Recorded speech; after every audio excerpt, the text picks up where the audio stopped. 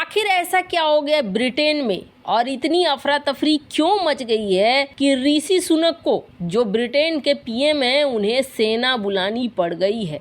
जानेंगे ब्रिटेन में मचे अफरा तफरी का कारण। तो वहीं दूसरी तरफ भारत ने अब अपनी मिसाइल की रेंज कर दी है 7000 किलोमीटर, और 7000 किलोमीटर होने से क्या यूरोप और दुनिया के बाकी देश हो रहे हैं परेशान। आखिर कैसे अग्नि 5 पूरी तरीके से बदल गया है, जानेंगे क्या कुछ चल रहा है जियोपॉलिटिक्स में। आइए जानते हैं इन खबरों को विस्तार से। कहते हैं ना, ये जो साला पेट न होता तो काहू को काहू से भेंट न होता। ब्रिटेन में हालात कुछ ऐसे ही बने हुए हैं। जनता को जीने के लिए चाहिए पैसे और अर्थव्यवस्था ब्रिटेन की गर्त में जा चुकी है। श्रीलंका के रास्ते में ब्रिटेन बढ़ चुका है और हालात बहुत बुरे हो गए हैं ब्रिटेन के। पश्चिमी देशों में, यूरोपीय देशों में बहुत ज्यादा अच्छे तरीके से मनाया जाता है क्रिसमस, और क्रिसमस की छुट्टियां बेहद खास होती हैं।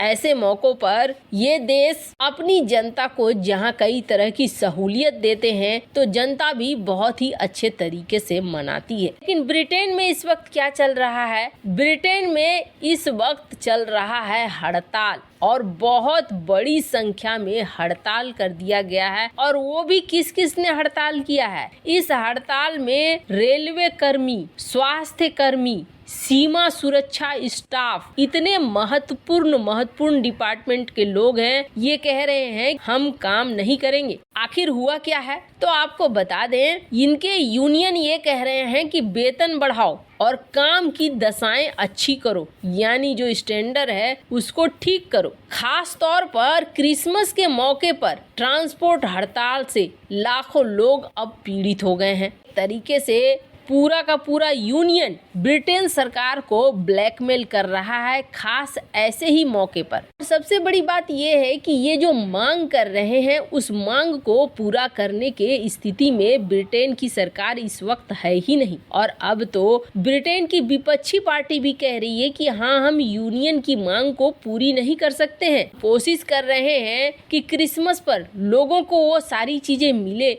जिसके वे हकदार हैं, लेकिन हम इस वक्त यूनियन की ये सारी मांगे नहीं पूरी कर सकते हैं। अब जरा सोचिए कि देश की सीमा की सुरक्षा और ऊपर से स्वास्थ्य सेवाएं बाधित रहने का क्या परिणाम हो सकता है। ऊपर से नर्सों ने भी हड़ताल की चेतावनी दे दी है कि 48 घंटे के अंदर अगर आप लोगों ने नहीं चुना, नहीं समाधान किया, तो हम चले जाएंगे हड़ताल पर। पूरे के पूरे डाक कर्मी, रेलवे स्टाफ, पासपोर्ट अधिकारी सारे कह रहे हैं, मतलब पूरा का पूरा ब्रिटेन ठप बैठ रहा है। और अब ऐसी परिस्थिति में ब्रिटेन के पीएम को कुछ और नहीं सूझा, जिसके बाद उन्होंने सेना बुलाने के लिए मजबूरी में फैसला लिया है। अभी फिलहाल जितने हड़ताल पर गए लोग हैं, उनकी भरपाई के लिए 1200 जवानों की तैनाती करने का उन्होंने ऐलान किया है, ताकि जरूरी चीजें चलती रहें, किसी तरह की कोई समस्या न आए। लेकिन अगर सेना ये सारा काम करेगी तो फिर सीमा सुरक्षा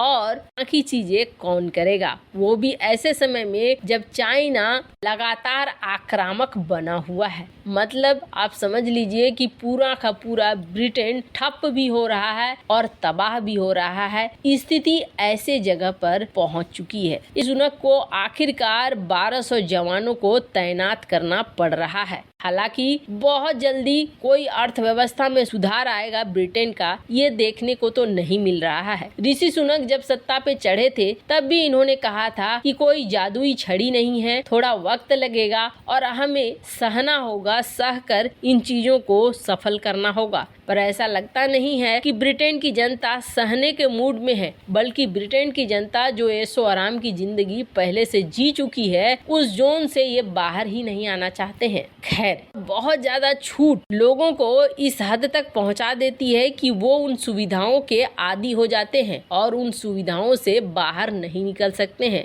ब्रिटेन के लिए आने वाले समय और भी मुश्किलों भरे होंगे, ये तो तय है। खैर, जहां एक तरफ ये सब कुछ हो रहा है ना, वहीं दूसरी तरफ अग्नि 5 जो पहले से ही चाइना को टेंशन दे रहा था, अब एक नया टेंशन दे चुका है। न सिर्फ चाइना बल्कि यूरोपीय देश भी सकते में है। पूरा का पूरा यूरोप, आधा अफ्रीका, ब्रिटेन, रूस, कोई भी नहीं बचा है। सब के सब इसके रेंज में आ गए हैं। अब आप सोचेंगे अग्नि 5 की रेंज तो 5400 थी, तो ये अग्नि 5 7000 किलोमीटर रेंज वाली कैसे बन गया है। ये जो आप देख रहे हैं ना, हमारे देश में कई ऐसे नमूने हैं जिस नमूने को कहा जाता है कि हाँ, भारत की जो क्षमता रही है पुराने समय से ही बहुत अच्छी रही है। ये नमूना है हमारे कंपोजिट मटेरियल का। ये कंपोजिट मटेरियल क्या होता है तो आपको बता दें, कई धातुओं को मिलाकर बनाया जाता है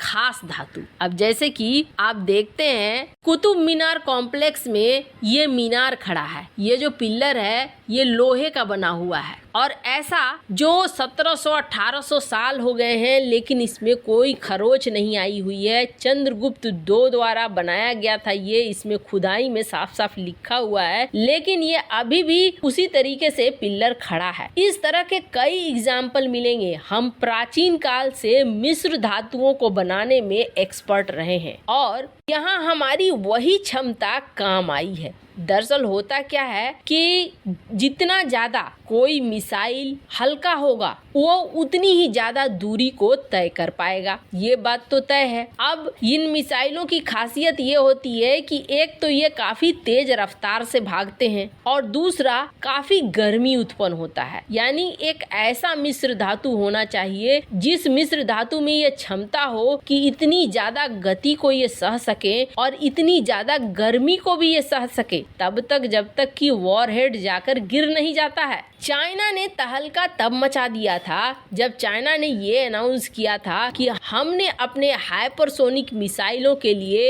एक खास मिश्र धातु की खोज कर ली है। इस मिश्र धातु की वजह से हमारा हाइपरसोनिक मिसाइल बहुत तेज गति से भागेगा। कि अमेरिका भी ये कहता है कि हम भी ऐसी कोशिश कर रहे हैं कि हमारे पास इस तरीके के मिश्र धातु हो जिससे हम अपने मिसाइलों की रेंज को और भी ज्यादा आगे बढ़ा सकें। मतलब दुनिया के देश लगातार ये कोशिश कर रहे हैं कि हम ऐसे मिश्र धातु तैयार कर लें जो हमारे एयरक्राफ्ट से लेकर मिसाइलों तक की गति को और दूरी को बढ़ा सके। भारत ने भी वही काम किया है। भारत ने अब अपने अग्नि 5 में लगने वाले मिश्र धातु में बदलाव किए हैं और इस बदलाव का असर ये है कि अग्नि 5 जिसकी रेंज 5400 मानी जाती थी वो रेंज कथित तौर पर 7000 किलोमीटर की हो गई है। मतलब कि अग्नि 5 यूरोप पूरा, आधा अफ्रीका, ब्रिटेन सभी को निशाने पे ले सकता है। ऐसे